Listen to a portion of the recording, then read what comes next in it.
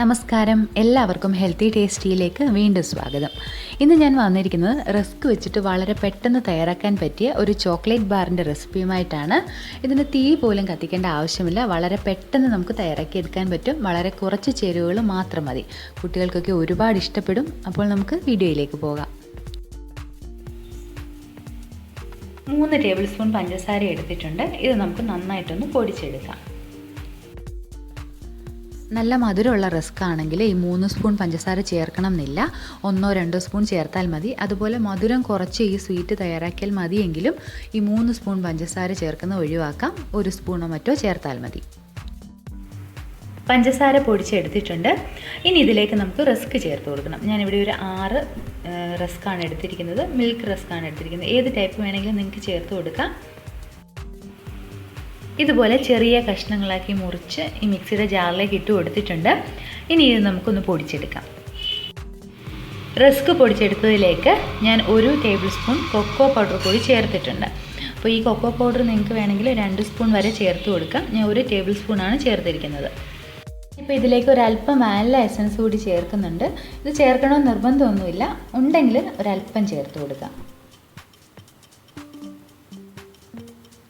ഇനി ഇതെല്ലാം കൂടി ഒന്നുകൂടി നന്നായിട്ടൊന്ന് അടിച്ചെടുക്കാം. എല്ലാം കൂടി നല്ലപോലെ ഒന്ന് മിക്സായി വരണം.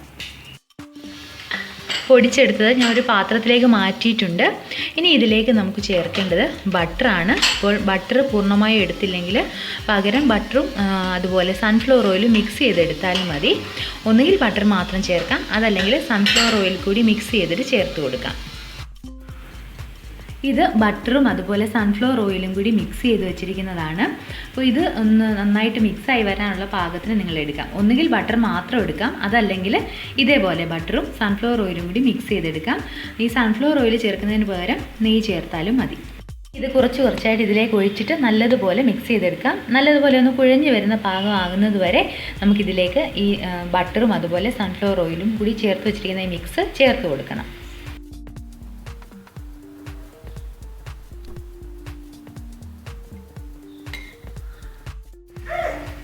ഇതിപ്പോൾ കുഴച്ചെടുത്തിട്ടുണ്ട്. ഏകദേശം 1/4 കപ്പോളം ബട്ടറും സൺഫ്ലവർ ഓയിലുമാണ് നമ്മളിതിലേക്ക് ചേർത്ത് കൊടുത്തിട്ടുള്ളത്.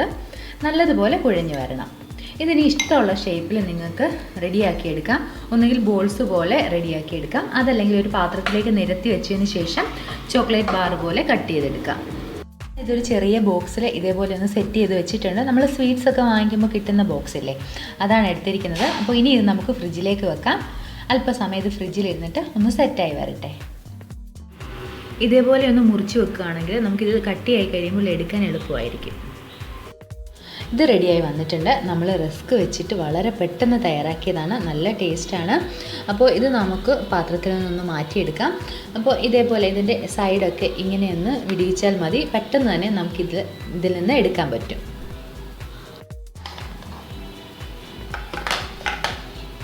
നല്ല അടിപൊളിയായിട്ട് വന്നിട്ടുണ്ട്. ഇനി നമുക്ക് നമ്മൾ നേരത്തെ തന്നെ മുറിച്ച് വെച്ചിട്ടുണ്ടായിരുന്നല്ലോ, അതുകൊണ്ട് എടുക്കാൻ വളരെ എളുപ്പമാണ്. ഓരോരോ ബാറുകളായിട്ട് നമുക്ക് വേർതിരിച്ചെടുക്കാം. വളരെ ഈസി ആയിട്ട് റസ്ക് കൊണ്ട് നമ്മൾ തയ്യാറാക്കിയിട്ടുള്ള ഒരു ചോക്ലേറ്റ് ബാറാണ്. നല്ല ടേസ്റ്റാണ്. ഇത് ഫ്രിഡ്ജിൽ വെച്ച് കഴിഞ്ഞാൽ നല്ല കട്ടിയായിട്ടിരിക്കും. കുറച്ച് സോഫ്റ്റായിട്ട് വേണമെങ്കിൽ നിങ്ങളിത് ഫ്രിഡ്ജിൽ നിന്ന് വെളിയിലെടുത്ത് കുറച്ച് സമയം കഴിഞ്ഞതിന് ശേഷം കഴിച്ചാൽ മതി. നല്ല രുചിയാണ്. വളരെ പെട്ടെന്ന് നമുക്ക് തയ്യാറാക്കിയെടുക്കാൻ പറ്റുമല്ലോ. കുട്ടികൾക്കൊക്കെ ഒത്തിരി ഇഷ്ടപ്പെടും. റസ്ക് കഴിക്കാൻ ഇഷ്ടമല്ലെങ്കിലും ഇങ്ങനെ റെഡിയാക്കി കൊടുത്തു കഴിഞ്ഞാൽ ഉറപ്പായിട്ടും പാത്രം കാലിയാകുന്ന വഴി അറിയില്ല. അപ്പോൾ നിങ്ങൾ തയ്യാറാക്കി നോക്കുമല്ലോ. വളരെ ഈസിയാണ് ഉണ്ടാക്കാൻ. നമുക്ക് ഇത് മുറിക്കാനൊക്കെ വളരെ എളുപ്പമാണ്. വളരെ പെട്ടെന്ന് നമുക്ക് തയ്യാറാക്കാൻ പറ്റിയ ഒരു റെസിപ്പിയാണിത്. എല്ലാവർക്കും ഇഷ്ടപ്പെടും. നല്ല ടേസ്റ്റാണ്. അപ്പോൾ നിങ്ങൾ തയ്യാറാക്കി നോക്കുക. ഉറപ്പായും ഇഷ്ടപ്പെടും. മറ്റൊരു നല്ല വീഡിയോയുമായിട്ട് വീണ്ടും കാണാം. അതുവരേക്കും നന്ദി, നമസ്കാരം.